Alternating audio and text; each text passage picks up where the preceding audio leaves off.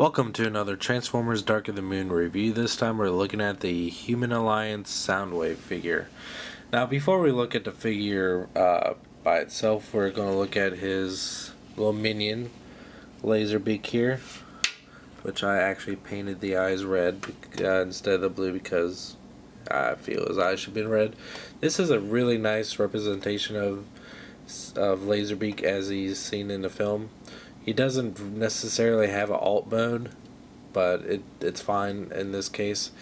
He does turn into a shoulder cannon later on in the figures and Soundwave's robot mode, which you'll see in a little bit.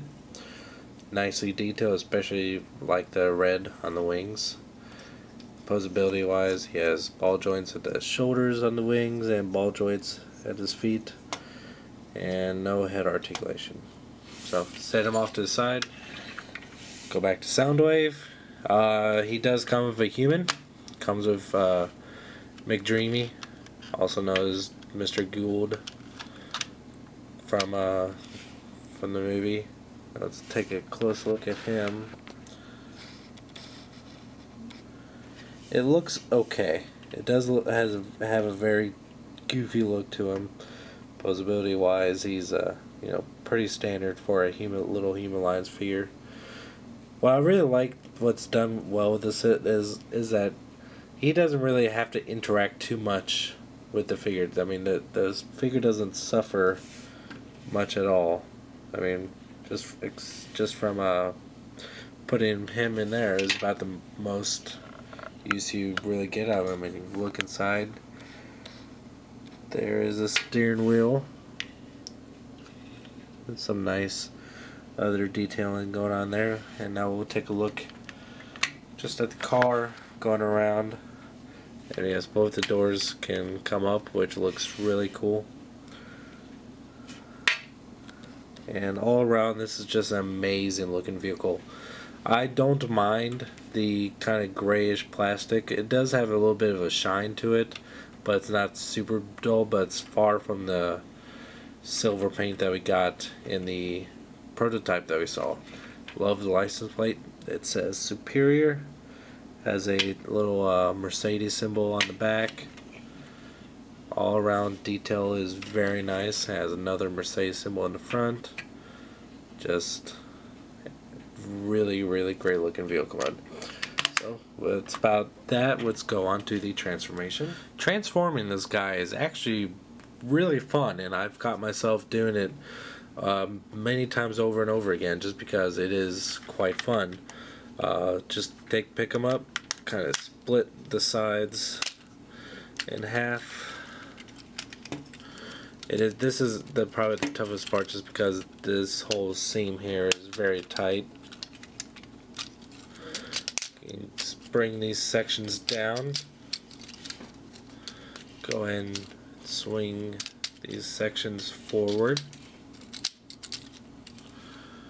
and bring this part of the grill forward and kind of give a little tilt there like that. Go ahead and connect these pieces to the body, which gives a very cool look. It's very movie accurate as far as the torso goes. There we go. Has to kind of snap together in a certain way. It's a little bit tricky. There we go. Just position the arms like this for now. I'm going to take this whole section here, collapse it in like that, and this will all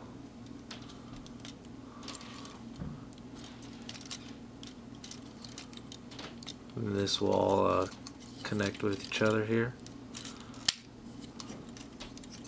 Actually, first thing, this piece, the head actually should come up first.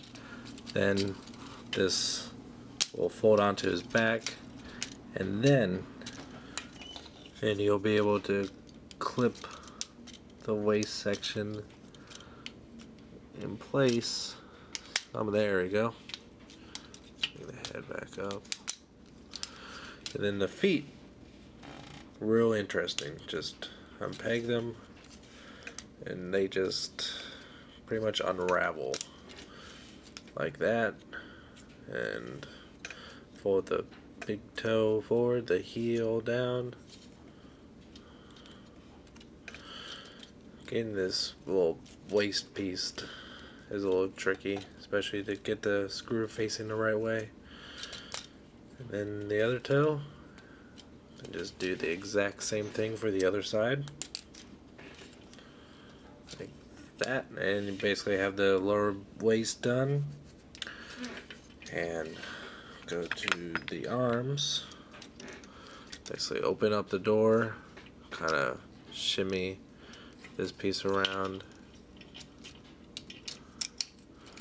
bring this piece forward as well, close the door, bring it up to about there, rotate the forearm around, close up this panel, pull up the thumb, the fingers, bring up the tire, and do the exact same thing for the other side.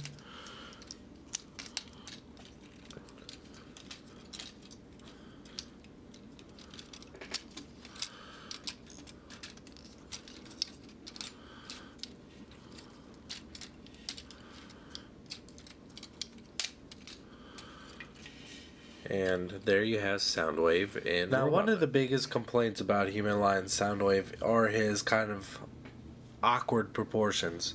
And when you zoom out, you can see that his legs are rather spindly, and his arms are real buff. While it doesn't look quite as bad as it did in the original promo shots that were shown at BotCon, it does look a little bit off. But I think it fits the character quite well, because in the film, he was, especially if you view him from behind, you could see his shoulders and arms were just completely massive, while his his legs were relatively average. Yeah, I do kind of admit that his legs should have been a little bit beefier, but I think they did a great job figuring out a transformation for this guy that worked, and it's real original. It doesn't really affect the figure in any real negative form. I mean, he stands fairly steady. I mean, those feet do their job quite nicely. As far as articulation goes, his head can rotate a full 360. His shoulders are a little bit limited, just because there is so much junk in the way, and you tend to kind of have to move pieces in the to move his shoulders. His elbows have a swivel and a hinge. His hands have a little bit of articulation, although it is kind of useless because he can't really hold anything. No waist articulation. Does have a hip joint here, as well as another swivel there. Very, kind of a knee. It's a very awkward looking knee, and no foot articulation. So he is kind of a little bit lacking in articulation, but I think he just really does look the best in a very stoic position, just kind of creepily just kind of posing there, especially if you have Laserbeak perched on his arm. Well, speaking of which, let's get him out. The way Laserbeak's used in Soundwave's robot mode is basically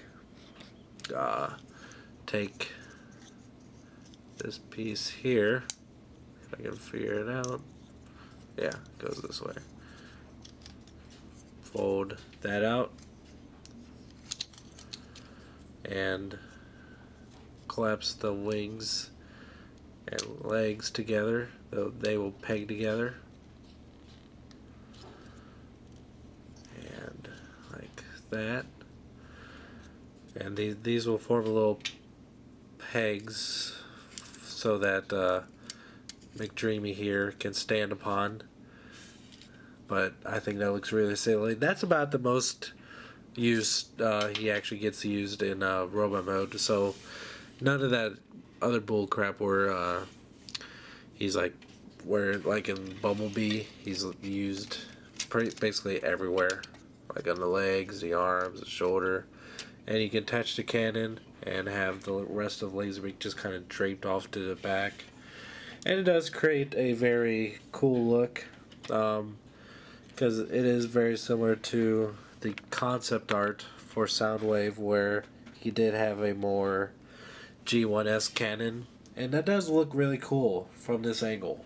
But if you get it off to the side, he's very back heavy like that now. But yeah, got the rest of that junk just kind of hanging there. But yeah, I mostly prefer to have Laserbeak kind of perched on his shoulder, kind of like this. Focus. It is also a little bit tricky to get him posed in a kind of natural way to have Laserbeak actually stand on his arm. The way I do it, I just kind of bring the arms or the legs as close together as possible and just kind of find just a groove on his arm that he can just kind of balance on. That's about it. There is kind of an official way to have him perch on his shoulder, but it makes no sense. It doesn't work as well. So overall, I love this figure. This is really one of my favorite figures out of the entire Dark of the Moon line. I really do recommend it. Way over the disappointing looking deluxe class figure, which is super skinny and non-threatening at all. It looks really, really small too. While Soundwave is kind of a smaller Human Alliance figure, I think it works great, especially if you have him next to a Battle Blades Bumblebee, where they pretty much are in scale with each other. I mean, Soundwave was just a little bit taller, but just overall much larger. So this works extremely well with the size class. So yeah, he's definitely, as of right now, my favorite Dark of the Moon figure. There's just a couple that I'm really hoping for that they make, but if they don't, this will continue to be on my favorite. And I really do recommend. This is the Japanese version, as far as I know. It is completely identical to the US version. I was just able to get this one sooner because it was released in Japan recently, and I do recommend people pick it up at the $30 price point, not the really expensive cost to import it, because it is real expensive. Oh, one more thing, his mouth can move, which is really cool as well. So get a nice look at the body. Yeah, definitely recommend any Transformers movie fan pick up this figure in any shape or fashion. Until next time, thanks for watching.